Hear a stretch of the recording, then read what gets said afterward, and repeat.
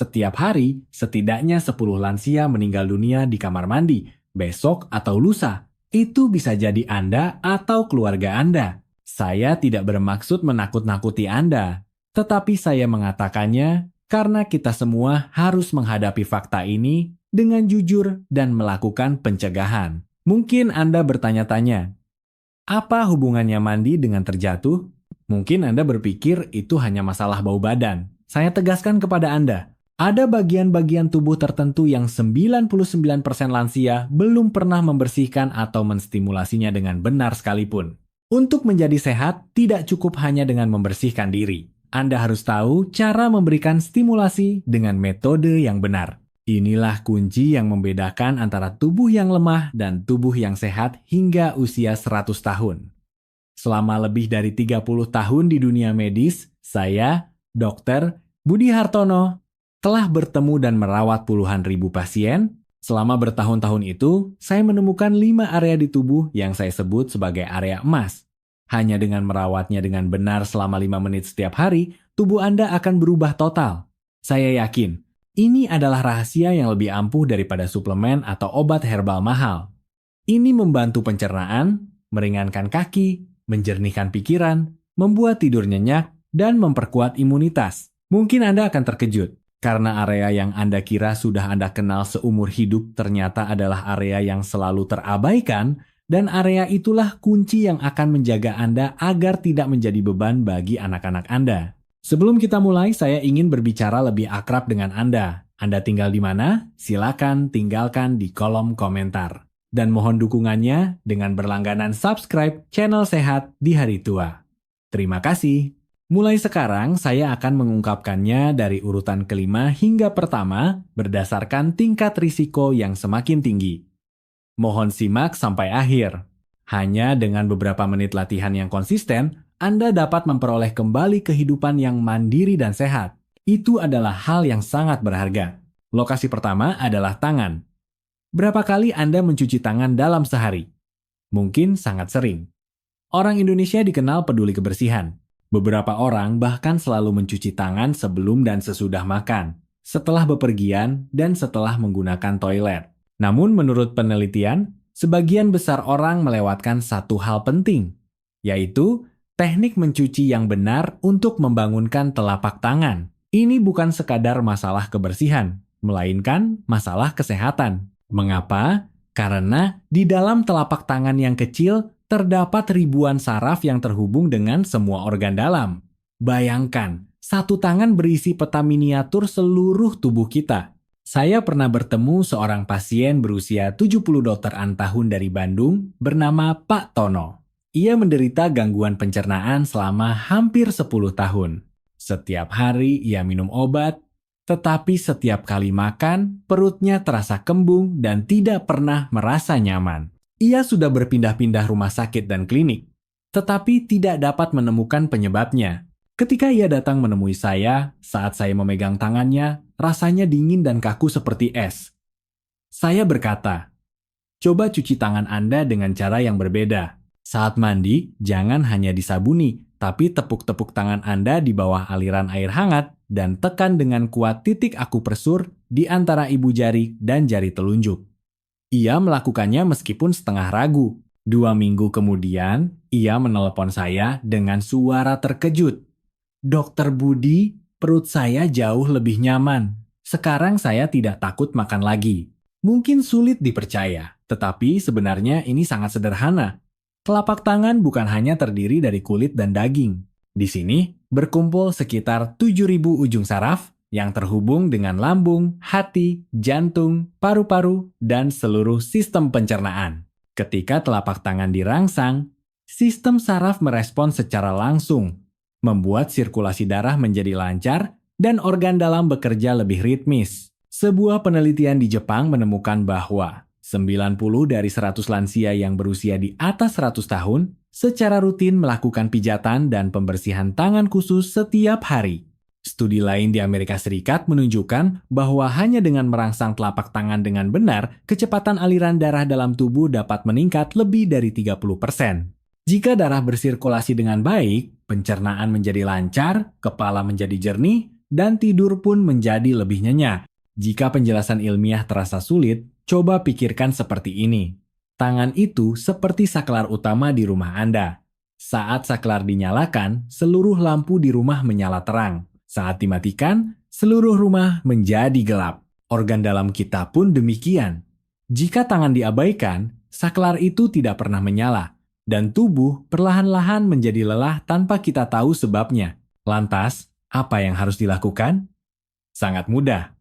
Saat mandi, ulurkan tangan Anda di bawah aliran air hangat dan tepuk-tepuk tangan Anda dengan kuat selama 30 detik. Suara plak-plak yang terdengar bukan hanya suara tangan yang beradu, melainkan suara darah yang mulai mengalir dan tubuh yang mulai terbangun. Selanjutnya, gunakan ibu jari satu tangan untuk menekan kuat area di antara ibu jari dan telunjuk tangan lainnya, yaitu titik hegu. Tahan selama 5 detik, lalu lakukan pada sisi sebaliknya. Hanya 1 menit sehari sudah cukup. Poin penting yang ingin saya tekankan kembali adalah ini. Jika saat disentuh tangan Anda terasa dingin seperti es, itu bukanlah fenomena normal. Itu adalah sinyal darurat dari organ dalam Anda. Itu adalah peringatan bahwa darah di tubuh Anda tidak mengalir dengan lancar dan organ internal kehilangan energi. Jangan pernah mengabaikan sinyal ini. Karena tangan bukan sekadar alat untuk menggenggam sesuatu, melainkan kunci yang menjaga Anda agar bisa hidup sehat hingga usia 100 tahun. Apakah Anda penasaran dengan bagian tubuh lain selain tangan yang menjadi kunci penentu apakah kaki Anda akan tetap kuat untuk berjalan? Mari kita cari tahu bersama sekarang. Itulah lokasi keempat yang kebanyakan orang tidak pernah memikirkannya seumur hidup. Lokasi keempat yang harus saya peringatkan adalah bagian belakang lutut, atau yang disebut lipatan lutut. Saat mandi, seberapa sering Anda menggosok lipatan lutut dengan saksama? Sebagian besar orang hanya membiarkan air mengalir melewatinya dan menganggapnya sudah cukup bersih. Padahal, area itu adalah saluran pembuangan kaki. Jika area ini tersumbat, tubuh akan segera mengirimkan sinyal. Kaki menjadi bengkak, terasa berat saat berjalan, lutut terasa sakit.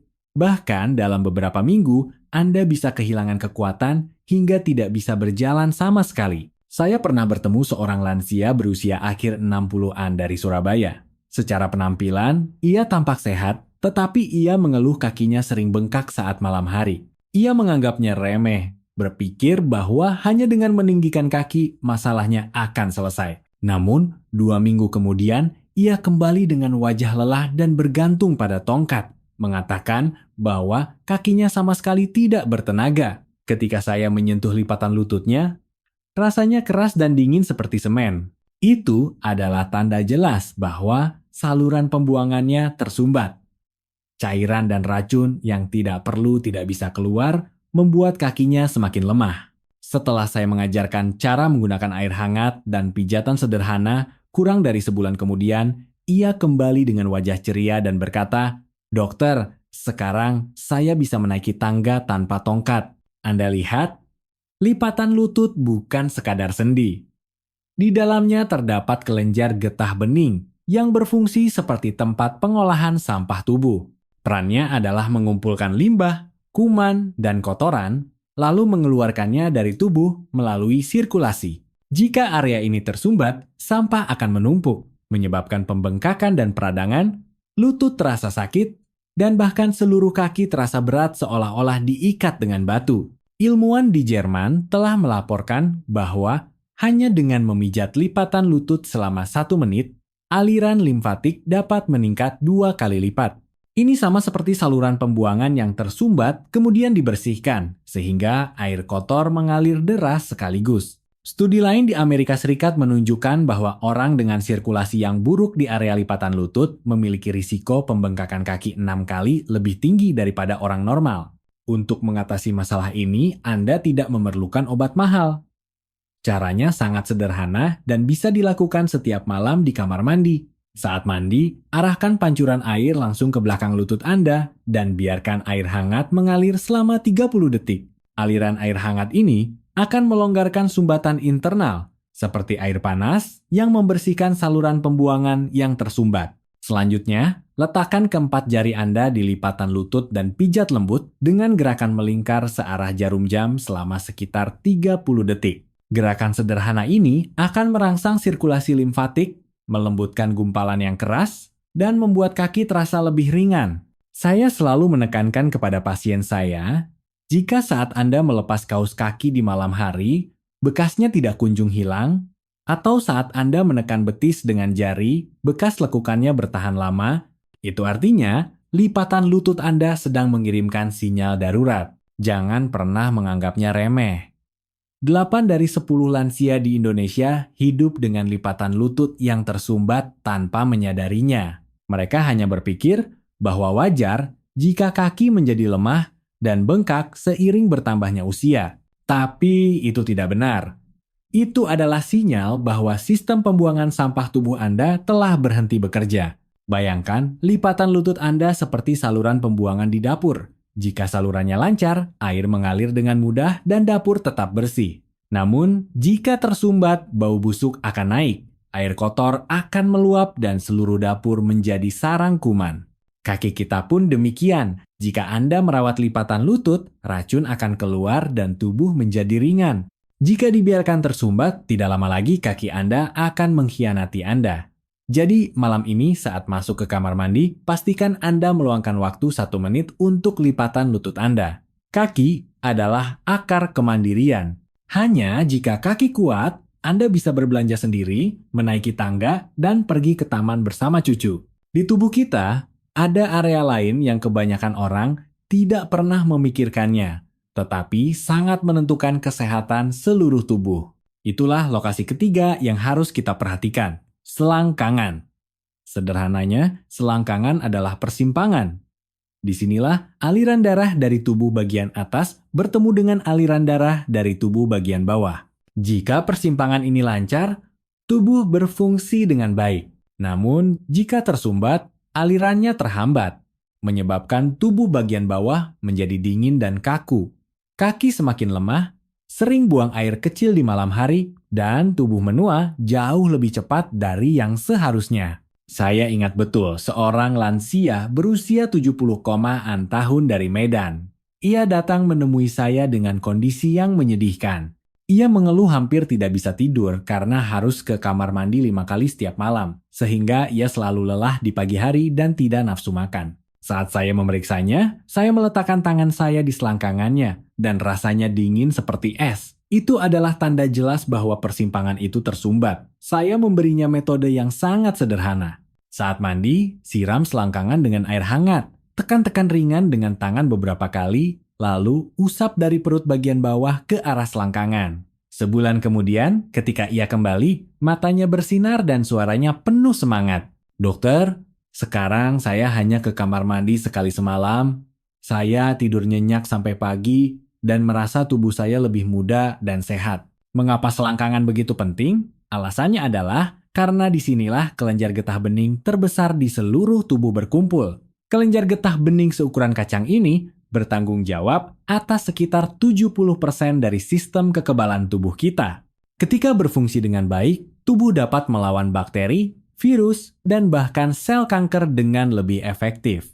Namun, jika aliran limfatik di selangkangan tersumbat, seluruh sistem pertahanan tubuh melemah. Selain itu, darah tidak dapat mengalir ke bawah dengan baik, sehingga kaki menjadi dingin dan kaku, otot cepat kehilangan kekuatan, dan mobilitas menurun drastis. Penelitian menunjukkan bahwa rasa dingin yang berkepanjangan di area selangkangan dapat memperpendek usia aktif seseorang setidaknya 8 tahun. Artinya, seseorang yang seharusnya bisa berjalan dan menaiki tangga hingga usia 80 tahun mungkin harus bergantung pada tongkat sejak usia 75 tahun. Solusinya sangat sederhana. Saat mandi, arahkan aliran air hangat di sepanjang garis pakaian dalam ke selangkangan kiri dan kanan masing-masing selama sekitar 30 detik. Sensasi hangat yang menyebar akan membangunkan persimpangan ini. Selanjutnya, tekan selangkangan dengan lembut menggunakan kedua tangan. Ulangi sekitar 5 kali dengan durasi 5 detik setiap kali. Terakhir, usap dari perut bagian bawah ke arah selangkangan sekitar 10 kali untuk membuka aliran dengan lancar. Totalnya hanya sekitar 1 menit. tetapi efeknya dapat mengubah kesehatan tubuh bagian bawah Anda secara keseluruhan. Saya sering menganalogikan selangkangan seperti jembatan yang menghubungkan dua wilayah. Jika jembatan itu kokoh, kendaraan dan barang dapat lalu lalang dengan bebas dan kedua wilayah berkembang. Namun, jika jembatan itu runtuh, satu sisi akan terisolasi dan sisi lainnya akan kekurangan pasokan, sehingga keseimbangan terganggu. Tubuh kita pun demikian. Jika selangkangan dirawat dengan baik, kaki akan hangat, tubuh penuh energi, dan tidur pun nyenyak. Namun, jika area ini dingin dan tersumbat, Anda akan perlahan-lahan kehilangan kekuatan untuk bergerak, dan tubuh akan menua dengan cepat. Jadi, mulai malam ini, pastikan Anda memberikan perhatian pada selangkangan Anda. Jangan mengabaikannya hanya karena ini adalah area yang sensitif. Inilah jalan tol sirkulasi darah yang menentukan apakah Anda akan terus bisa berjalan dengan bebas di masa depan atau hanya bisa duduk di kursi sambil melihat orang lain berjalan untuk Anda. Dan apakah Anda ingin tahu, selain selangkangan, ada area lain yang menjadi gerbang terakhir pengiriman darah ke otak yang menentukan daya ingat, kejernihan pikiran, dan bahkan risiko demensia di usia tua? Sekarang kita akan beralih ke lokasi kedua, tengkuk atau leher bagian belakang. Coba sentuh tengkuk Anda sekarang juga.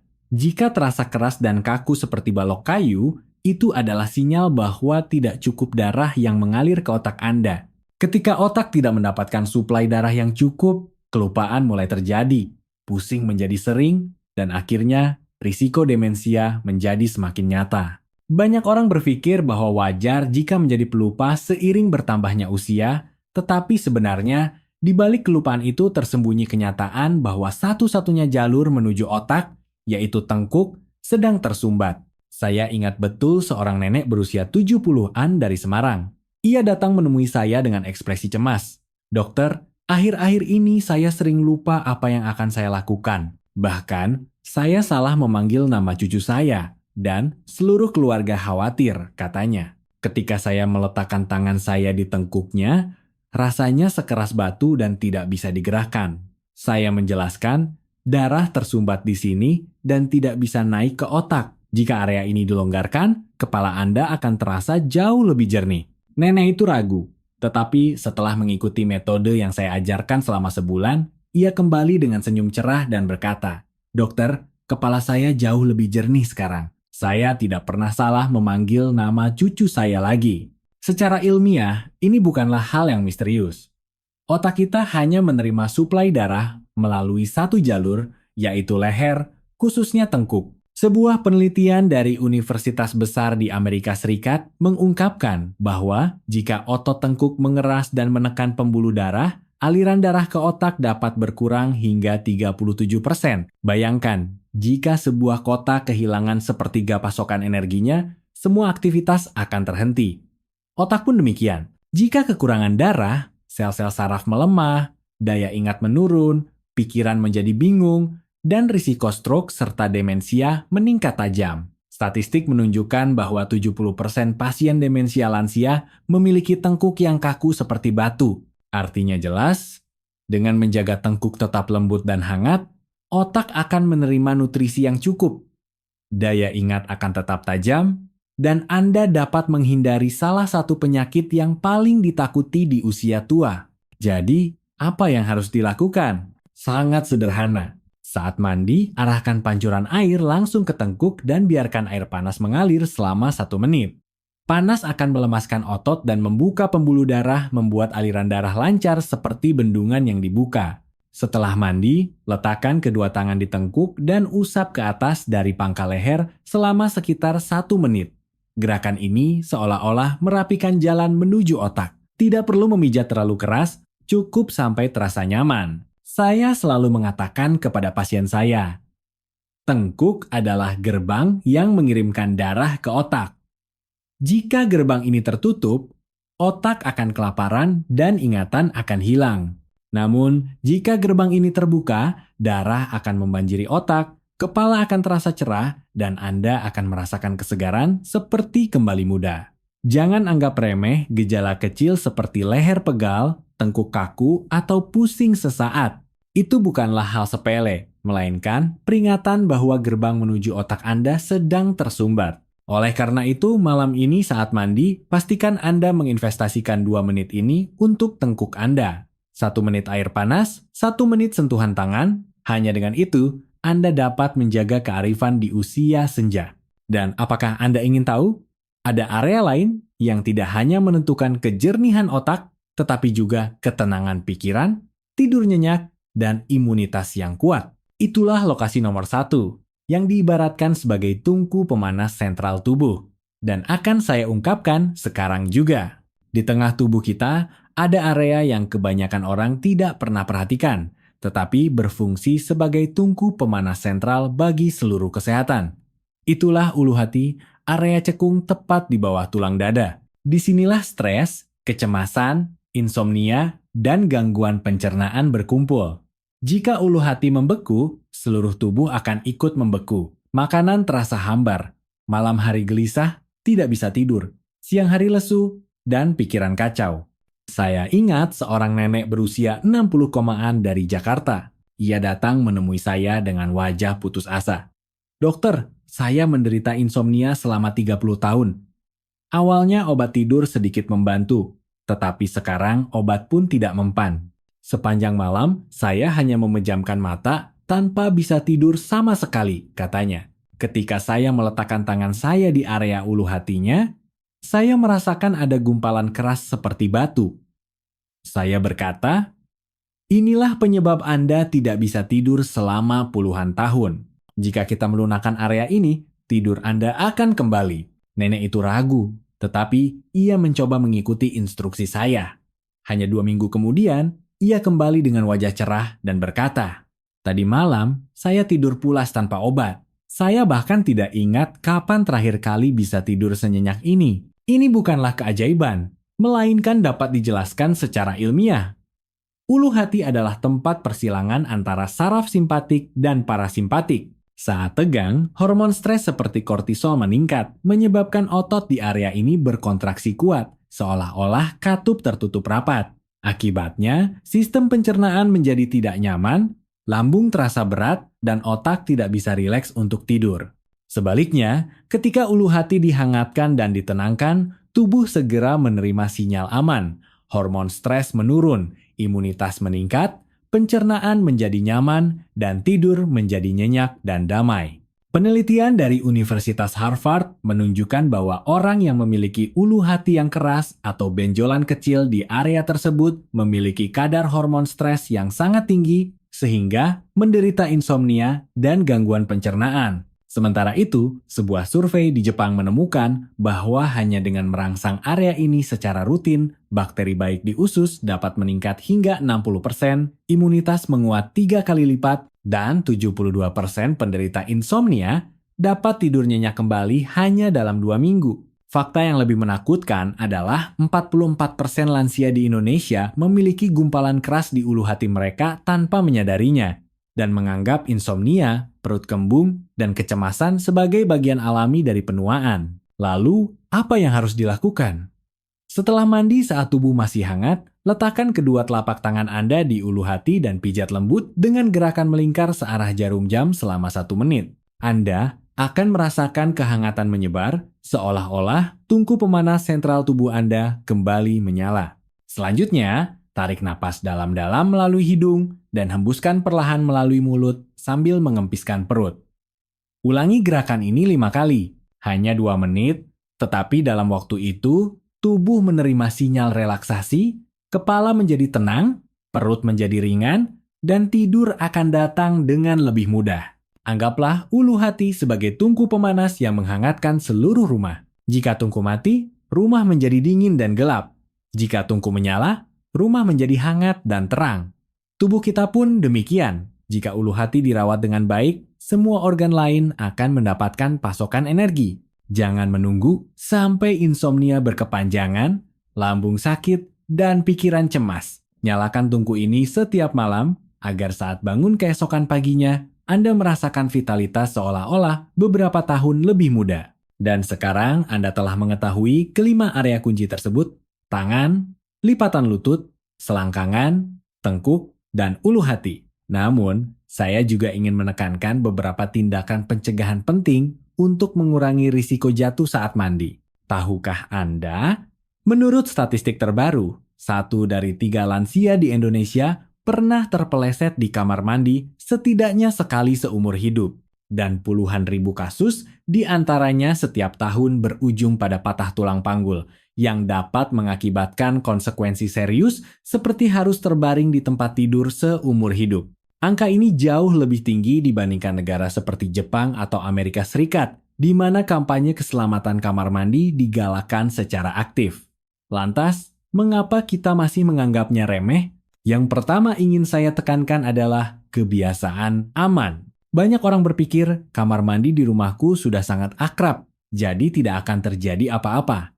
Padahal justru karena terlalu akrab, kita menjadi lebih lengah. Pastikan Anda membiasakan diri untuk meletakkan keset anti-selip di pintu masuk dan di lantai kamar mandi. Sebuah keset kecil, harganya mungkin hanya setara beberapa kali makan, tetapi itu bisa melindungi hidup Anda selamanya. Selain itu, pegangan di kamar mandi bukan hanya untuk pasien yang lemah. Itu adalah teman bagi semua orang di atas usia 60 tahun. Setiap kali masuk atau keluar, pastikan Anda memegang pegangan dengan erat.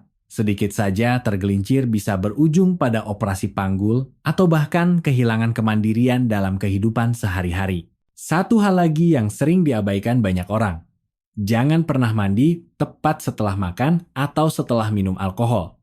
Setelah makan, darah terpusat di lambung untuk pencernaan. Pada saat itu, tubuh sedang sibuk bekerja. Jika Anda langsung masuk ke kamar mandi, terutama mandi dengan air panas, darah akan semakin tersebar, menyebabkan jantung dan otak kekurangan oksigen, dan risiko stroke meningkat drastis. Alkohol lebih berbahaya. Alkohol melebarkan pembuluh darah, menurunkan tekanan darah, dan menyebabkan pusing. Salah satu penyebab umum pingsan atau jatuh di kamar mandi adalah mandi setelah minum alkohol. Suhu air juga sangat penting. Terutama saat musim hujan, banyak orang berpikir harus menggunakan air yang sangat panas agar terasa bersih dan hangat. Namun, perubahan suhu yang tiba-tiba adalah guncangan terbesar bagi jantung dan pembuluh darah. Saat masuk ke kamar mandi yang dingin, lalu langsung menyiramkan air panas, jantung harus berkontraksi dengan cepat untuk beradaptasi. Orang muda mungkin bisa menahannya, tetapi bagi mereka yang berusia di atas 60 tahun, itu bisa menjadi pemicu terakhir untuk pingsan atau henti jantung. Oleh karena itu, pastikan untuk memulai dengan air hangat sekitar 37,39 degree Celcius dan basahi tubuh secara bertahap mulai dari kaki ke atas. Jangan pernah langsung menyiram kepala atau dada. Ingat, kunci keselamatan bukanlah ketergesa-gesaan, melainkan kelembutan. Satu hal lagi yang harus diingat adalah waktu mandi. Jangan pernah mandi terlalu larut malam atau saat tubuh sangat lelah. Banyak lansia memiliki kebiasaan masuk kamar mandi sekitar tengah malam setelah menonton semua acara TV. Padahal, waktu itulah yang paling berbahaya. Pada larut malam, tekanan darah menurun dan denyut nadi melambat. Dalam kondisi itu, saat masuk ke kamar mandi, udara dingin dan kelelahan yang menumpuk sepanjang hari dapat membuat tubuh mengalami syok mendadak. Faktanya, banyak kasus stroke terjadi di kamar mandi pada tengah malam. Lalu, kapan waktu terbaik? Jawabannya sederhana, sekitar 2 jam setelah makan malam. Saat tubuh rileks namun masih memiliki cukup energi, yaitu sekitar jam 7 malam. Sebaiknya hindari mandi setelah jam 9 malam. Beberapa orang bertanya kepada saya, "Dokter, apakah tindakan pencegahan kecil seperti ini benar-benar begitu penting?"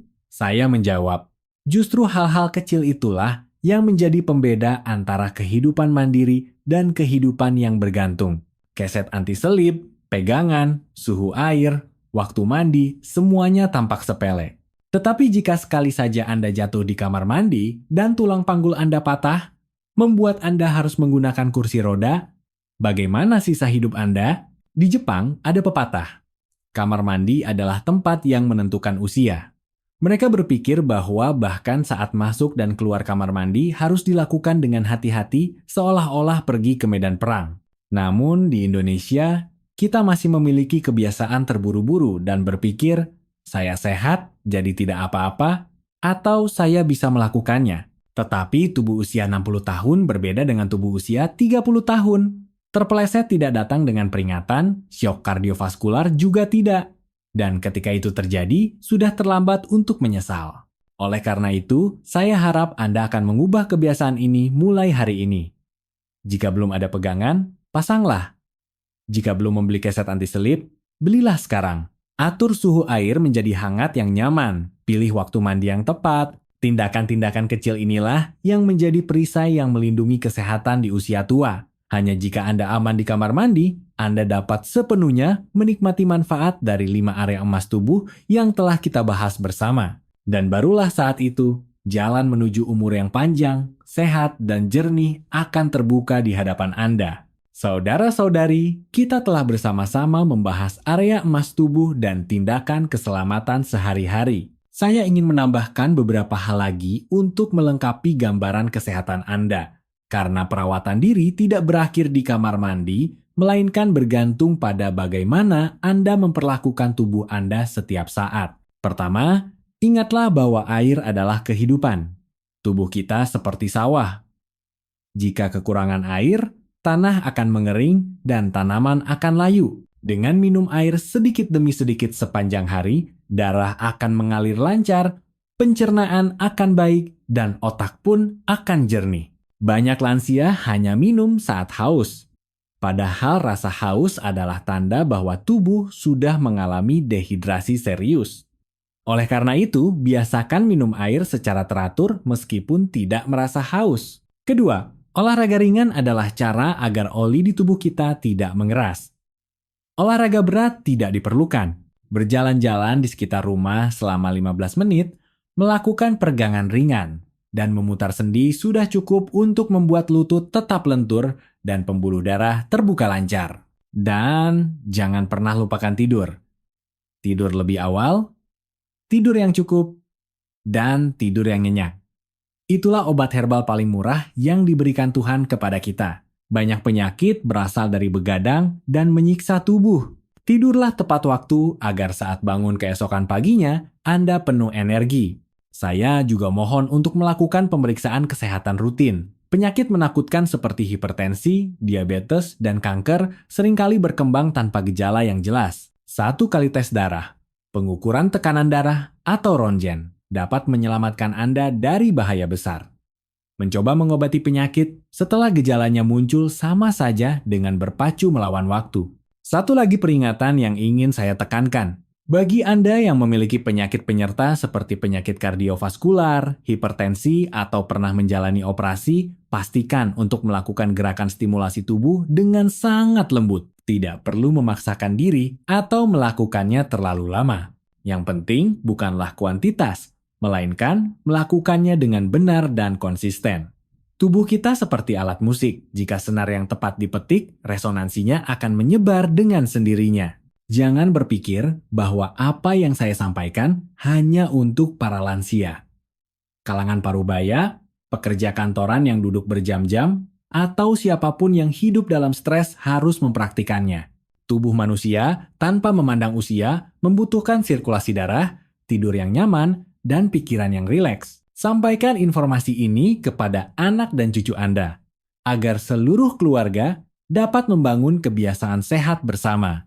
Bayangkan pemandangan di mana seluruh keluarga mandi bersama di malam hari dan masing-masing merawat 5 area emas di tubuh mereka. Itu bukan sekadar perawatan kesehatan, melainkan akan menjadi ikatan yang menghubungkan antar generasi. Coba bayangkan komunitas seperti ini. Para lansia di Indonesia usia 60, 70, bahkan 90-an masih bisa pergi ke pasar, menaiki tangga tanpa pegangan, dan berlarian dengan bebas bersama cucu-cucu mereka. Masa tua tidak lagi identik dengan penyakit, melainkan menjadi periode gemilang di mana pengalaman dan vitalitas bersatu. Jika seluruh generasi lansia sehat, beban biaya kesehatan akan berkurang, kekhawatiran keluarga akan mereda, dan masyarakat akan menjadi lebih cerah.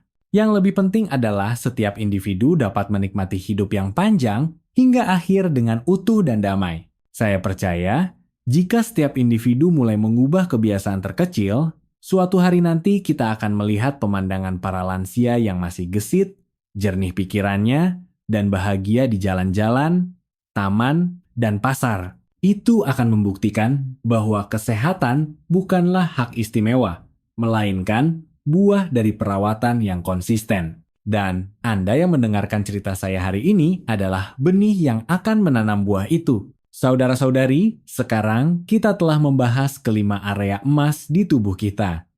Area yang tampak biasa, tetapi sebenarnya memegang kunci kesehatan dan umur panjang. Mari kita rangkum sekali lagi agar Anda dapat mengingatnya dengan jelas. Tangan, tempat ribuan saraf terhubung dengan organ dalam.